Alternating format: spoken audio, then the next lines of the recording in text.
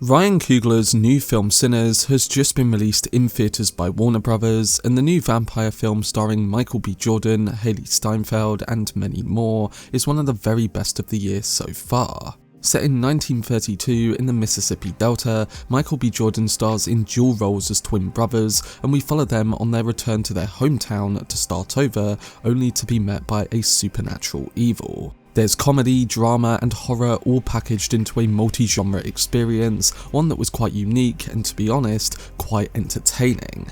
So in this explained analysis, I'm going to be giving you my breakdown of Ryan Coogler's Sinners, discussing full plot details, the ending, the post-credit scenes, and much more. There will be spoilers in this video, so if you haven't watched the film yet, then I would recommend checking it out before watching my analysis. Before I get into it though, if you want to see more on upcoming releases like Sinners, then don't forget to support this upload by giving it a like rating and subscribing to the channel. But without further ado, let's dive into my explained video for Ryan Coogler's Sinners. So Sinners has director Ryan Coogler's take on quite the different film, being his first original project, and a movie that takes a bold dive into the horror genre. There's drama, there's skillfully executed action scenes, an intense score by Ludwig Göransson, and a standout dual performance from Michael B. Jordan. Set in Mississippi during 1932, the film tells the story of twin brothers Smoke and Stack, along with their guitar-playing cousin Sammy. With plenty of cash to spare, the brothers purchase an old slaughterhouse with plans to transform it into a lively juke joint. They enlist the help of friends and family, including the talented Sammy, grocer Grace and her husband Beau, Smoke's ex-girlfriend Annie, blues icon Delta Slim, and Cornbread, a free man employed at a cotton plantation. However, what should be a festive evening quickly turns into a nightmare when a man named Remick arrives, intent on seizing the musical power that Sammy holds. But we'll get more into that as the film progresses. Initially, we meet World War I veterans Smoke and Stack, vividly portrayed by Michael B. Jordan in a dual role. Their return to Clarksdale is anything but subdued as they bear the burden of having navigated the criminal underbelly of Al Capone's Chicago. Yet their primary goal now is to establish a juke joint for their community. To achieve this, they must strike a deal with the KKK, purchasing the old mill that will serve as their club from its white owner, who has strong ties to the hate group. The KKK is cautioned to keep their distance, or they will face Smoke and Stack. But as we'll learn later in the film, it was clear that they had no intention of keeping things peaceful. Not too long after meeting the twin brothers, we are introduced to Remick, a vampire on the run from a Native American tribe. He unexpectedly finds support in a married couple, Bert and Joan, who lean towards the KKK ideology, and he turns them into vampires, establishing the main threat of the film. The narrative then transitions to its central setting, the new neighbourhood juke joint.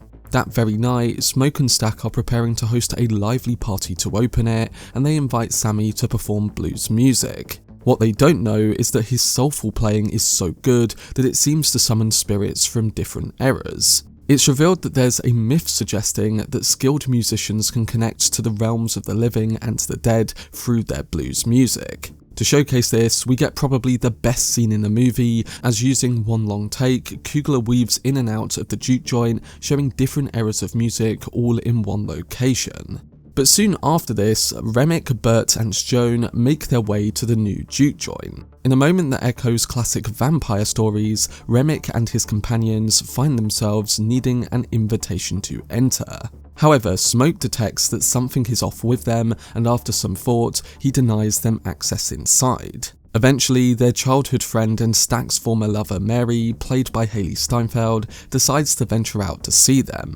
She invites them in, which ultimately results in Mary being transformed into a vampire and leading her to turn Stack into one as well. Sammy finds himself pursued by vampires who seek to harness his exceptional musical talent to create a connection between the realms of life and death. In return, he presents them with the opportunity to become vampires themselves, promising them eternal life, a sense of belonging, and liberation from racial oppression. This offer is particularly urgent, and he is also aware that the KKK plans to arrive at dawn to kill them all.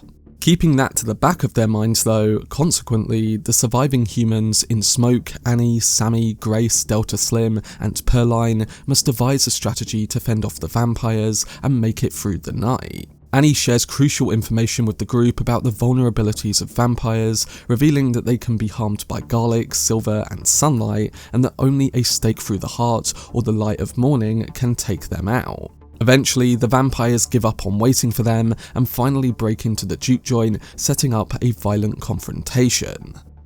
This brings us to the ending of Sinners, which has a few twists and turns. While Smoke and the remaining survivors succeed in eliminating a majority of the vampires, they endure heavy losses. Grace dies while attempting to use a Molotov, Pearline is overrun, and Delta Slim sacrifices himself to ensure Sammy's survival. Smoke also experiences deep personal sorrow when he is compelled to stake Annie after she is turned. He later encounters Stack as a vampire and finds himself unable to kill his brother, just as Stack cannot harm him due to a protective hoodoo bag that Annie gave him. Sammy also manages to flee the building but is chased by Remick outside. And in a moment that reflects the film's ending message, Sammy hits Remick with his guitar, using his love of music to help him escape the situation. He drives its silver disc into his skull, and this allows Smoke to attack him as well. Dawn then arrives, and Remick and the remaining vampires are burnt and reduced to ashes. But that's not the complete ending of the film, because Sinners culminates in a moment that transitions the horror from the realm of the supernatural to the historical truths of the South.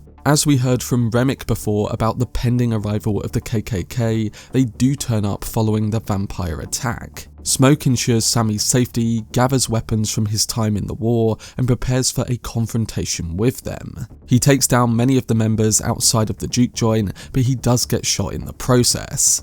In his final moments, Smoke imagines reuniting with Annie and their late baby daughter, and then following this, he does die. But he's also able to kill the leader of the KKK before doing so by shooting him many times.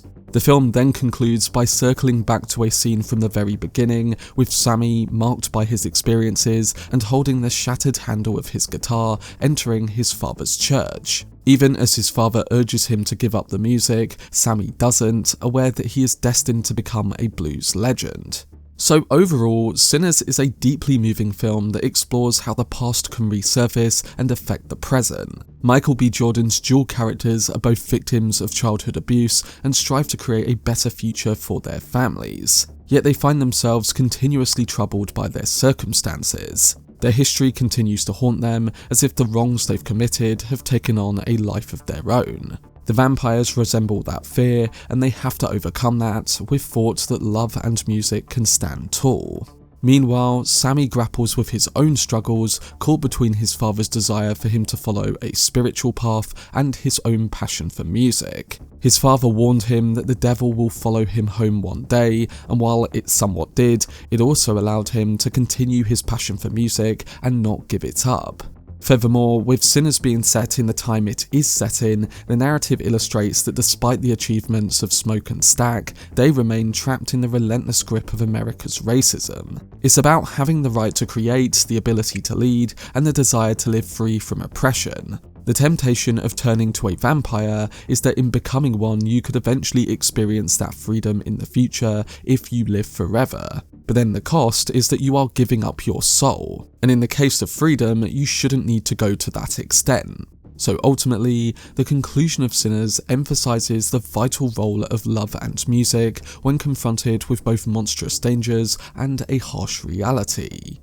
But the end of the film isn't the only thing left with us, as Sinners also has 2 post-credit scenes which could suggest that more in this world is on the way. There is both a mid-credit scene and another at the very end. Coming to the mid-credits one, this unfolds many years after the film's main events, taking place in Chicago in 1992 and featuring an elderly version of Sammy, portrayed by the legendary blues musician Buddy Guy. In the future, the 2 vampires Stack and Mary return to visit Sammy and pay their respects. Stack reveals that his twin brother Smoke had made a vow to never harm Sammy, a promise Smoke was unable to keep before his death. However, Stack chooses to honour that commitment. They present Sammy with another opportunity of immortality, which he respectfully declines. As Sammy and Stack remember the night of the vampire attack, they come to a shared understanding that it was both the most frightening and liberating experience of their lives. And then after the credits roll, we are presented with another post-credit scene featuring young Sammy singing and playing his guitar. It acts as a heartfelt moment that beautifully concludes all of the chaos, and it hints that Sammy will persist with music well into his future. So after seeing the ending and both post-credit scenes, it leaves us asking whether there will be a sequel to Sinners. While nothing has been officially announced, the concluding scenes of the film do hint at there being some possibility. With Stack and Mary now immortal vampires living in the 1990s, it seems only fitting to continue their narrative or make a film set in that universe during a different time period. Additionally, with Sammy still alive, there's the opportunity to delve deeper into the mythology, the characters that remain, and then new characters as well. It's important to note that director Ryan Coogler has not made any direct statements regarding plans for a sequel, but the inclusion of that particular post-credit scene makes me think that Sinners might be the beginning of a larger story. We'll just have to see, because the scene also has an impactful meaning on its own, and therefore, the director may not use it to set up another film. But that was my breakdown and analysis for Ryan Coogler's Sinners.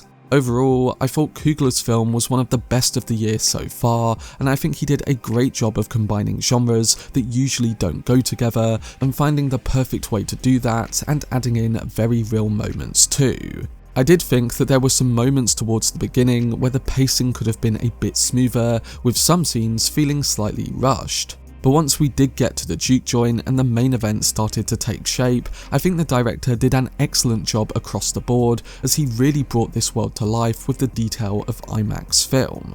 The performances of Michael B. Jordan have to be mentioned as well, because I thought he ran the show and was able to bring a healthy mix of everything, being both serious and funny when both roles demanded it. The filmmaking and cinematography was definitely the highlight for me, and it makes me excited to see if Coogler and more directors will pick up shooting on the film format when it comes to bigger films like this. I can't wait to see what the director does next, because this was another big win for him. But I do hope this breakdown did help some of you guys understand the film and the main details a bit better, and overall, I'm looking forward to hearing your thoughts on it, so don't forget to let me know down below in the comment section.